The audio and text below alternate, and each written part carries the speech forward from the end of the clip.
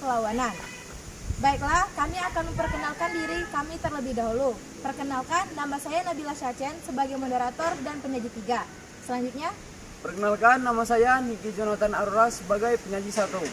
Perkenalkan, nama saya Rahmadi Putri, saya sebagai penyaji 2. Selanjutnya, Perkenalkan, nama saya Fajar Syaitan Albar sebagai penyaji 4. Saya kembalikan kepada moderator. baiklah, itulah perkenalan dari kelompok kami. Langsung saja masuk materi kepada penyaji 1, Niki Jonathan Aurora, disilakan. Baiklah, terima kasih kepada moderator. A. Ekonomi perang. Selama masa pendudukan Jepang di Indonesia, Jepang menerapkan konsep ekonomi perang, yang artinya kekuatan ekonomi di Indonesia digali untuk menopang kegiatan perang dalam bidang ekonomi maupun industri. Indonesia sangat menarik bagi Jepang karena di Indonesia sangat kaya akan berbagai hasil bumi dan kekayaan industri. Indonesia sangat cocok untuk kepentingan industri Jepang. Indonesia benar-benar menjadi sasaran perluasan Jepang.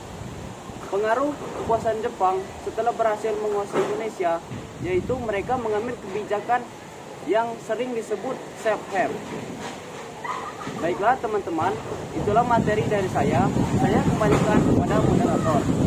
Itulah presentasi dari penyaji 1. Selanjutnya kepada penyaji 2, Rahmadwi Putri, disilakan. kepada moderator. B. Pengendalian di bidang pendidikan dan kebudayaan.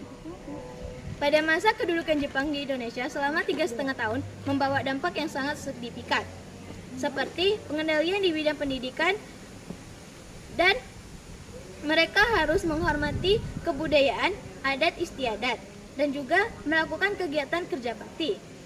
Kegiatan kerja bakti itu meliputi penanaman pohon jarak, penanaman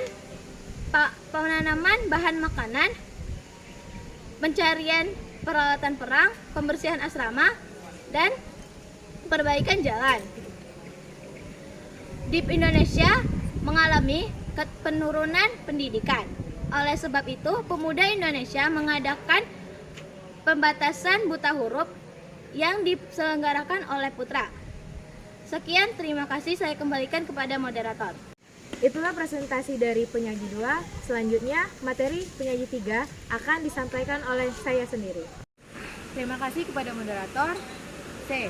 Pengarahan Romusa. Rakyat yang dijadikan Romusa pada dasarnya rakyat yang bertenaga kasar.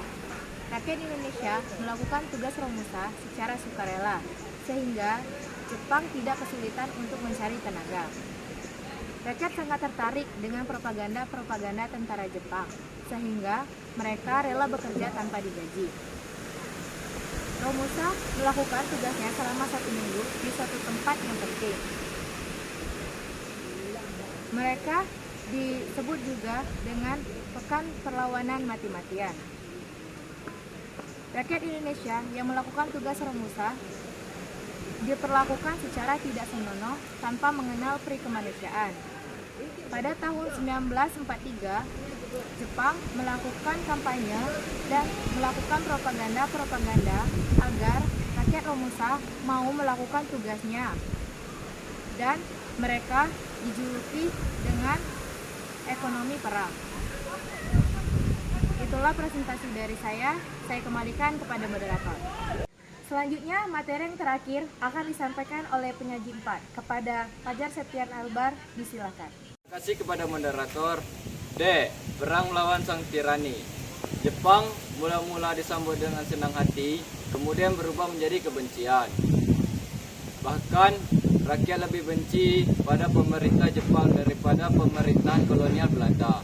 Jepang seringkali bertindak sewenang-wenang.